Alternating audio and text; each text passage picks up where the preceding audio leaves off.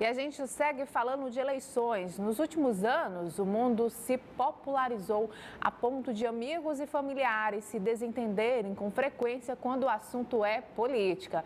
O ambiente virtual também favorece a prática de ataques ofensivos em relação ao tema. Para saber falar e ouvir opiniões contrárias é necessário, mas nem sempre isso é possível. E é sobre esse assunto que nós vamos conversar hoje aqui no Bom Dia Assembleia com o Jex Xavier, para ressaltar um pouco sobre como manter essa boa comunicação, a política da boa vizinhança, né, durante esse período de eleições é bastante difícil, não é isso, professor? Bom dia, Juliana. Bom dia. Com certeza. As pessoas, geralmente, elas tendem a acalorar as discussões porque elas querem colocar o seu ponto de vista, queira ou não o outro concordar. Então, geralmente, quando se fala de política, as discussões realmente elas ficam bem apimentadas, porque você quer colocar o seu ponto de vista, eu quero colocar o meu, e aí acaba gerando desrespeito. Eu não aceitar a sua opinião e querer impor que o meu partido, que o meu ponto político é o melhor e o seu não presta. E isso acaba levando aos conflitos, aos desentendimentos de amigos e de familiares.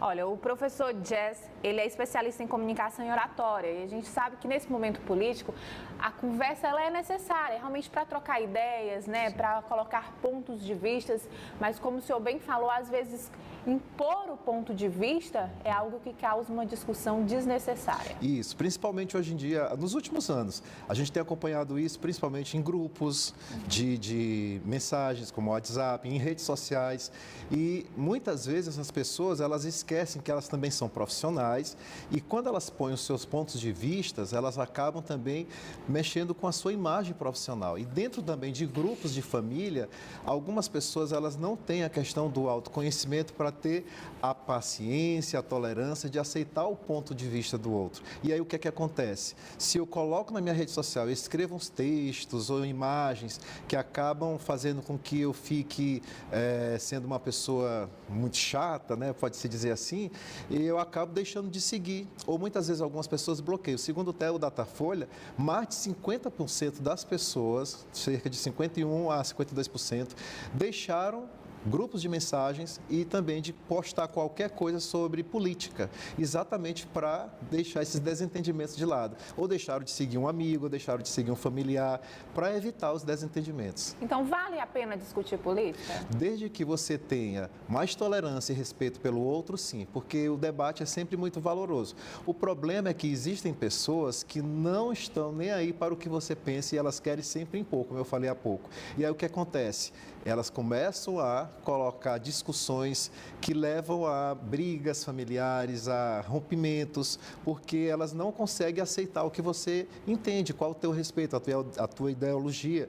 Então, o que acontece? Eu não vou aceitar de forma alguma, vou te bloquear, vou me desentender, vou me afastar. Isso acontece dentro de casa e acontece também com muitos amigos, que tem acontecido ultimamente nos últimos anos. Olha, a gente tem percebido também que essas discussões, elas saíram, né, de planos específicos, privados, como os grupos familiares, eles ganharam proporções maiores, como a internet. Sim. E até vídeos, né, viralizaram aí com discussões políticas fervorosas. Então, como mediar essas discussões, como mediar esses conflitos nos dias de hoje? É muito importante, Juliana, você ter muito cuidado com o que você vai falar e como você vai falar.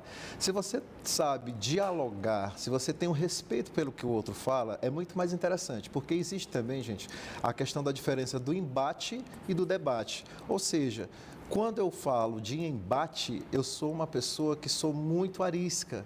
Tem que ser do meu jeito. Eu não aceito que você... para atacar, é para atacar. Você não tem direito a nada. Quando é um debate, e se ele é de uma forma mais razoável, você consegue discutir as ideias, você consegue dialogar, você consegue até entender o que o outro pode até não concordar, mas entende o seu ponto de vista por conta de não aceitar, vamos supor, o atual governo ou o governo passado, e a gente consegue entender e discutir da melhor forma possível. Agora, quando é um embate, aí a pessoa ela não quer nem saber. Ou ela briga, discute, se desentende e aí eleva até o tom da voz, que aí entra a questão da importância da boa comunicação. para você saber lidar melhor. Professor, quando essas discussões elas acontecem em campos diferentes de convivência, né, com pessoas até desconhecidas, é um problema, mas é um problema menor. E quando essas discussões acontecem, por exemplo, entre casais, dentro de casa, entre familiares, como mediar isso e essa convivência se tornar menos conflituosa? É aí onde entra a questão do respeito. Saber entender que nós precisamos mostrar que eu tenho o meu ponto de vista, eu tenho que respeitar o seu, e aí ter uma comunicação mais valiosa, porque perder as relações por conta de política não vale a pena.